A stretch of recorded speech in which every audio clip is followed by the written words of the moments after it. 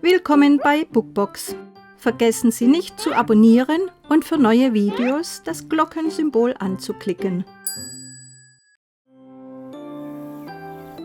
Bitte lächeln! Geschrieben von Sanjeev Jaiswal. Ein Rehkitz rennt durch den Wald. Es läuft vor dem Kaninchen her. Auch den Elefanten hat es hinter sich zurückgelassen. Es springt über den Fluss.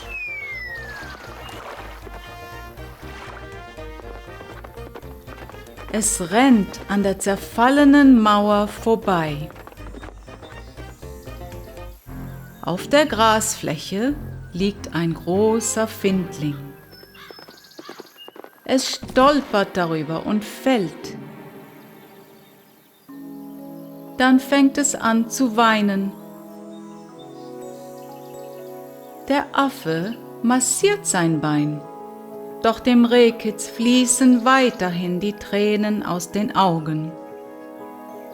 Bruder Bär hebt es auf, aber das Rehkitz weinte weiter.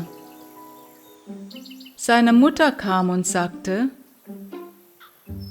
„Schau mal, jetzt wird der Findling geschlagen." Darauf sagte das Rehkitz: „Oh nein, schlag ihn nicht, sonst fängt er auch noch an zu weinen." Die Mutter lachte und das Rehkitz musste auch lachen.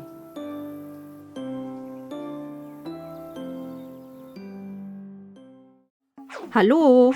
Falls Sie dieses Video mögen, vergessen Sie nicht, es weiterzugeben. Bitte hinterlassen Sie auch Ihre Kommentare.